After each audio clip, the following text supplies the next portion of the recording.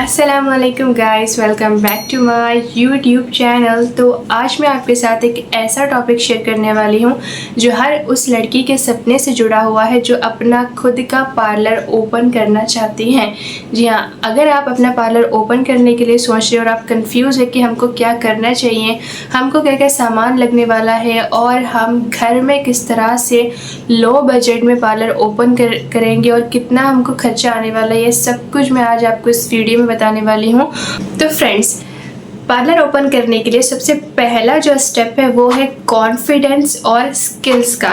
जी हाँ, आपको कोई भी बिजनेस करने के लिए अपने टैलेंट पर भरोसा करना पड़ेगा कि मैं ये चीज़ कर सकती हूँ, मैं बहुत ही अच्छे से मेहंदी लगाती हूँ, मैं बहुत परफेक्ट मेकअप करती हूँ, मुझे फेशियल्स बहुत अच्छे से करने आता है। अपने आप पर पहले आपको भरोसा करना पड़ेगा, फिर उसके बाद कस्टमर आपके ऊपर भरोसा करेगा। ठीक है, अगर आपने बेसिक कोर्सेज किए हैं जैसे कि makeup, mehndi, facial, thread, hair cut, hair colour, इनमें से अगर आपने कोई भी बेसिक कोर्सेज किए हैं तो आप बिल्कुल रेडी हो एक स्मॉल बिजनेस स्टार्ट करने के लिए। चलिए गाइस, सबसे पहले आपको सोचना है कि आप अपने पार्लर में कौन सी सर्विसेज अवेलेबल रखना चाहते हो। जैसे कि अगर आपको सिर्फ हेयर का काम आता है तो सिर्फ आप हेयर ड्रेसअप का पार्लर ओपन करोगे। अगर आपको सिर्फ फेशियल, वैक्स, थ्रेड, बेसिक चीज़ें आते हैं तो आप ब्यूटी केयर वाला पार्लर ओपन करोगे। अगर आपको सिर्फ मेकअप आता है तो आप मेकअप स्टूडियो ओपन करोगे, और अगर आपको सिर्फ मेहंदी आती है तो आप मेहंदी स्टूडियो ओपन करोगे। जो चीज़ आपको आती है उसको आपको अपने पार्लर में अवेलेबल रखना है, जो नहीं आती है उसको आपको बिल्कुल भी नहीं रखना है। तो सबसे पहले आपको प्लान करना है, सोचना है कि हाँ ये आता है, ये सर्विसेज अवेलेबल रहेगी। और उसके बाद आपको सोचना है कि आपने कहाँ पे पार्लर ओपन करना है। जैसे अगर आपको मार्केट में पार्लर ओपन करना है तो आपको उसके लिए शटर चाहिए, एरिया चाहिए, ये सब कुछ सोचना पड़ेगा। और अगर आपको अपने घर में पार्लर ओपन करना है तो घर में किधर ओपन करना है, कौन से रूम में करना है, उस रूम में कौन सी जगह पे करना है, ये सब कुछ आपको सोचना पड़ेगा। क्योंकि सोचना ही पहला स्टेप होता है। जब तक हम कोई चीज़ को सोचते नहीं है तब तक वो काम होता नहीं है। जैसे कि हमको हर एक काम करने के लिए प्लानिंग करना पड़ता है, और प्लानिंग से किया हुआ काम एकदम मतलब सक्सेसफुल होता है। अगर बिना प्लानिंग किए चलो ऐसे ही पार्लर ओपन कर देंगे, फिर सोच रहे हैं कि क्या रखे, क्या लाए, क्या नहीं लाए, ये सब ऐसा मतलब कंफ्यूज हो जाते हैं। तो आपको प्लानिंग करना पड़ेगा। जैसे कि छोटे से छोटे काम को करने की भी प्लानिंग करना पड़ता है। जैसे घर में मम्मी करती है ना, शाम के खाने में क्या बनाना है, प्लानिंग करती है कि आज रात में क्या बनेगा, भिंडी बनेगी तो भिंडी ही बनती है, भले ही 10 सब्जियां फ्रिज में पड़ी हो। तो उस तरह से आपको पहले प्लानिंग करनी है और प्लानिंग के साथ काम करना है। ठीक है, आपने सोच लिया है कि कहाँ पे ओपन करना है, क्या सर्विसेज रखना है, तो आपका आधा काम तो वैसे भी हो गया। प्लानिंग तो कर लिया, कोर्सेज भी कर रही है, लेकिन अब हम सोच में पड़ जाते हैं कि हमारे पास तो पैसे ही नहीं है, इतने कम पैसों में हम पार्लर कैसे ओपन करेंगे। तो याद रखिए, सपने बड़े देखने वाले लोग कभी छोटी सोच से नहीं रुकते। और आज मैं आपको बताऊंगी एकदम लो बजट में 20 से 25,000 तक आप पार्लर कैसे ओपन करोगे। आपको सिर्फ ज़रूरी सामान ही रखना है, और मैं सारा सेटअप, मशीनें, फेशियल्स, जो भी कुछ लगने वाला है वो सब कुछ मैं आगे आपको बताऊंगी विथ रेट, और आप इसको नोट कीजिए। अगर आप अभी तक वीडियो देख रहे हो तो आप सीरियस हो फ्यूचर में पार्लर ओपन करने के लिए। और अगर आप पक्का पंडू प्लानिंग करना चाहते हो तो जाइए, बुक और पेन लेकर आइए और सब कुछ नोट कीजिए। मैं आपको कितने ज़रूरी प्रोडक्ट्स है वो बताने वाली हूँ विथ रेट्स। ठीक है, तो चलिए स्टार्ट करते हैं। सबसे पहले बात करते हैं पार्लर के सेटअप में। पार्लर के सेटअप में हमको क्या क्या सामान की ज़रूरत पड़ती है। तो पार्लर के सेटअप के लिए सबसे ज़रूरी जो चीज़ है वो होती है चेयर। चेयर के बिना हम फेशियल नहीं कर सकते, मेकअप नहीं कर सकते, कुछ भी नहीं कर सकते हैं। 3000 से 5000 के अंडर में आपको चेयर आराम से कोई भी होलसेल मार्केट में मिल जाएगी। ठीक है, स्टार्टिंग में हम लोग बहुत एक्स्ट्रा खर्चा नहीं करेंगे क्योंकि हम स्मार्टली प्लान कर रहे हैं। स्मार्टली अगर हम प्लान करेंगे तो हमारा जो बजट है वो बहुत ज़्यादा नहीं होने वाला है। ठीक है, तो मिरर आपको कोई भी प्लेन मिरर ले लेना, या फिर आप स्टोरेज वाला भी मिरर ले सकते हो। तो उसमें आपका जाएगा कुछ 2000। ठीक है, मतलब आपको चेयर और मिरर में 5000 लग जाने वाले हैं। आपको एक कोई भी मतलब रैक लगेगा जहाँ पे आप अपना सामान को रखोगे।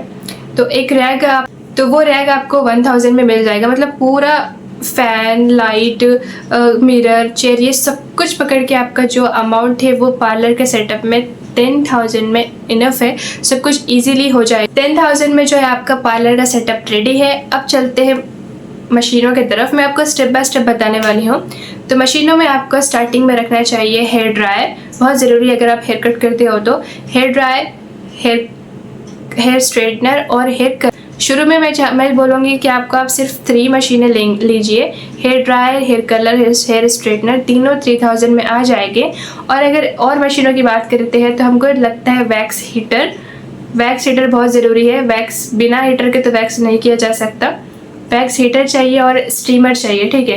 तो स्क्रीन पे आपको सब कुछ शो हो रहा होगा, एकदम अफोर्डेबल मतलब रेट के साथ शो हो रहा होगा। आप नोट करते जाइए। तो आपको मशीनों में लग जाएंगे पूरे 5000, ठीक है। 5000 हो गया मशीनों में, क्योंकि मशीनों में आपको थोड़ा अच्छे से इन्वेस्ट करना पड़ेगा, क्योंकि मशीन जो है वो एक्सपायर होने वाली चीज़ नहीं है। भले ही प्रोडक्ट आपका एक्सपायर हो जाए, लेकिन मशीन जो है वो 1 टाइम इन्वेस्टमेंट है। आपको एक ही बार लेना पड़ेगा, लेकिन वो काफ़ी टाइम तक चल जाएगी, 2, 3, 4 साल। जैसे आप उसको संभाल के रखोगे वैसा आपकी मशीन चलने वाली है, ठीक है। तो मशीनों और सेटअप में जो इन्वेस्टमेंट है वो आपकी लाइफ टाइम इन्वेस्टमेंट है, इसलिए आप अच्छे से करेंगे तो आपका फ़ायदा है, ठीक है। उसके बाद हम बात करते हैं प्रोडक्ट्स की। तो प्रोडक्ट्स में अगर आप फेशियल्स रखना चाहते हो तो आप 2 वैरायटीज़ के फेशियल रखेंगे। एक होगा गोल्ड फेशियल और एक होगा फ्रूट फेशियल। मतलब आपको एक एक्सपेंसिव रखना है और एक अफोर्डेबल रखना है। शुरुआत में सिर्फ आपको 2 फेशियल्स रखना है, ज़्यादा फेशियल रखने की कोई ज़रूरत नहीं है, क्योंकि प्रोडक्ट एक्सपायर होता है और धीरे धीरे जब आपकी इनकम होगी तो आप फिर और एक्स्ट्रा सामान उसमें ऐड करेंगे। तो फेशियल्स की बात करें हम, दोनों फेशियल्स, तो आपको दोनों फेशियल्स 1000 रुपीज़ में आराम से आ जाएंगे। और फेशियल्स के बाद अब हम बात करते हैं वैक्स की। तो वैक्स में आपको वैक्स जेल रखना है और वैक्स स्ट्रिप्स रखना है। तो दोनों का जो कॉम्बो है वो आपको 500 में आ जाएगा। और आपको D10 पैक और ब्लीच रखना है, ठीक है।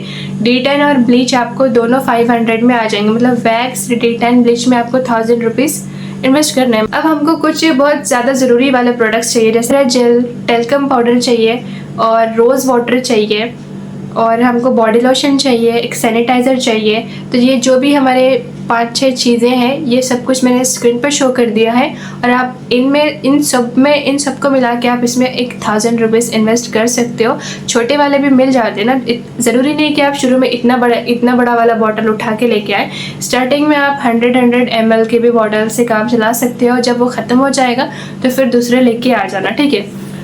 तो पार्लर के सेटअप में आपको 10,000 लगेंगे, मशीनों में आपको 5000 लगेंगे और जो भी आप प्रोडक्ट्स और टूल्स लेंगे उसमें आपको 3000 लगेंगे। मतलब सिर्फ 20,000 में जो आपका सेटअप है वो रेडी हो जाएगा। और अगर आप मेकअप में इन्वेस्ट करना चाहते हो, मतलब अपने सैलून में मेकअप का भी, ब्राइडल मेकअप भी रखना चाहते हो, ब्राइडल मेकअप भी करना चाहते हो, तो आप मेकअप में 5000 इन्वेस्ट करना पड़ेगा आपको। आप थोड़े प्रोडक्ट्स लो, लेकिन अच्छे वाले प्रोडक्ट्स लो जिसमें आपको 5000 रुपीज़ इन्वेस्ट करना पड़ेगा। क्योंकि अगर आप ब्राइड को अटेंड करोगे तो आपको अच्छे प्रोडक्ट्स ही चाहिए, फिर उसमें भी आप धीरे धीरे बढ़ा सकते हो। मतलब आपको इस शुरुआत में बहुत थोड़ा ही सामान रखना है। तो प्लानिंग हमने कर ली कि कौन सी सर्विसेज देनी है, कहाँ पे पार्लर ओपन करना है, कितने बजट में पार्लर ओपन होने वाला है, ये सब तो हमने डिस्कस कर लिया। अब करते हैं मेन पॉइंट कि क्लाइंट कैसे लेकर आए, क्लाइंट कैसे आए हमारे पास। हमने सेटअप तो कर दिया है सब कुछ, अब क्लाइंट कैसे आएंगे मैं आपको बताती हूँ। सबसे पहले आपको अपने पार्लर का एक बैनर बनाना है और उसको आपके घर के बाहर लगाना है। भले ही पार्लर घर में हो, लेकिन उसका बैनर आपको घर के बाहर लगाना है। और वही बैनर को आपने व्हाट्सएप पर स्टेटस रखना है। और आपको स्टार्टिंग में अपने रिलेटिव्स को और अपने फ्रेंड्स को मेकअप करना है, सर्विस देना है पार्लर की। क्योंकि जब आप फ्रेंड्स को और अपने रिलेटिव्स को पार्लर की अपनी सर्विस देंगे तो वो जाके उनके फ्रेंड्स को बताएंगे, फिर उनके फ्रेंड्स उनके फ्रेंड्स को बताएंगे। ऐसे क्लाइंट्स की एक चेन बन जाती है और आपका कस्टमर बन जाएगा। लेकिन ये सब होता था पहले ज़माने में, लेकिन आज तो बहुत ईजी है क्लाइंट को अपने तक ला। ईजी हमारे पास रास्ता है और वो है सोशल मीडिया। आपको सोशल मीडिया का यूज़ करके अपने पार्लर में बहुत सारे कस्टमर्स को ला सकते हो। सोशल मीडिया एक बहुत स्ट्रॉन्ग प्लेटफॉर्म है, उससे आपका पार्लर बहुत जल्दी मतलब ग्रो करने लगता है। आपको एक इंस्टाग्राम अकाउंट बनाना है, वहाँ पे एक पेज बनाना है और वहाँ पे जो भी आप सर्विसेज देते हो उसको अपलोड करना है और आपको व्हाट्सएप पे स्टेटस लगाना है। भले ही आपका काम जैसा भी हो, आपको बहाने नहीं लगाना है कि मेरे पास कैमरा अच्छा नहीं है, मेरे पास ये नहीं है, मेरे पास वो नहीं है। जो भी आपका काम है उसको आपने सोशल मीडिया पे अपलोड करना है। क्योंकि आज के ज़माने में लोग इतना पूछ के नहीं आते जितना सोशल मीडिया पे सर्च करके देख के आते हैं सच में। तो आपको सोशल मीडिया को एकदम स्ट्रॉन्ग रखना है और उसका यूज़ करके आप अपने बिजनेस में 4 चांद लगा सकते हो। तो ये तो हो गया मार्केटिंग की बात। और कस्टमर आपके पार्लर तक अगर आ भी जाएंगे तो अब बात करते हैं उनको किस तरह से अटेंड किया जाए। क्योंकि फर्स्ट इंप्रेशन ही लास्ट इंप्रेशन होता है। जब क्लाइंट आपके पार्लर में आए तो भले ही आपका पार्लर घर में हो, लेकिन उनको पार्लर में आने के बाद पार्लर में आए जैसी फीलिंग आनी चाहिए। मतलब थोड़ा भी सामान अगर आपके पास है तो आपको उसको अच्छे से सेट करके रखना है। भले ही आपके पास 2-4 किट हो, भले ही आपके पास थोड़ा सा सामान हो, लेकिन उसको अच्छे से सेट करके रखना है।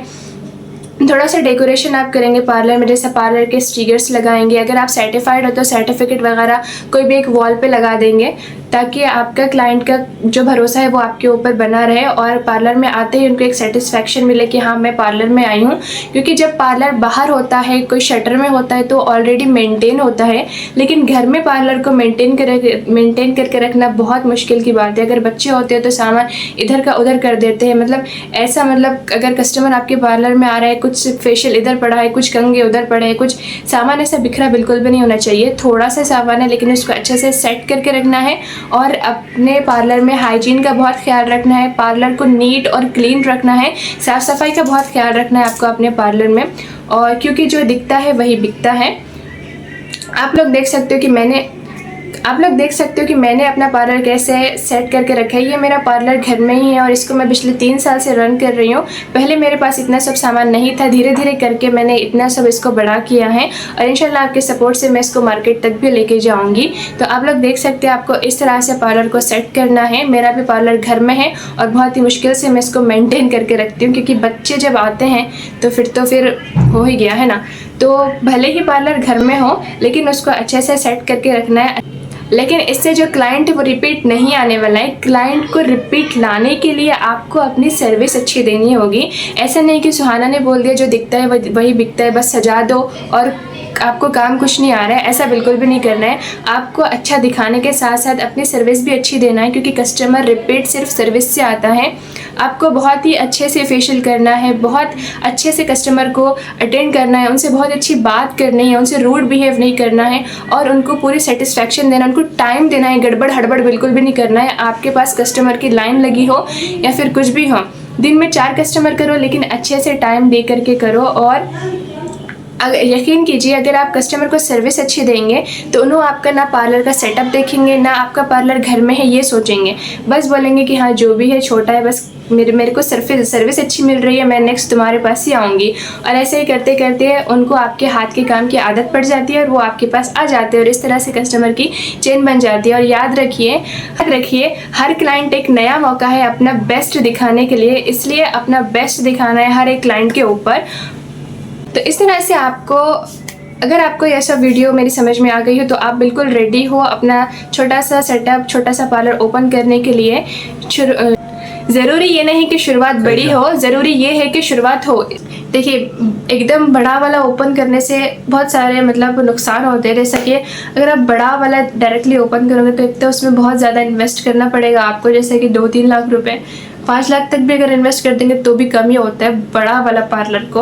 और इतने सारे पैसे इन्वेस्ट करने के बाद अगर आपके पास कस्टमर नहीं आएंगे या फिर आपको मैनेज करने नहीं आएगा, तो आपका जो कॉन्फिडेंस है वो कॉन्फिडेंस की तो पूरी वाट लग जाएगी।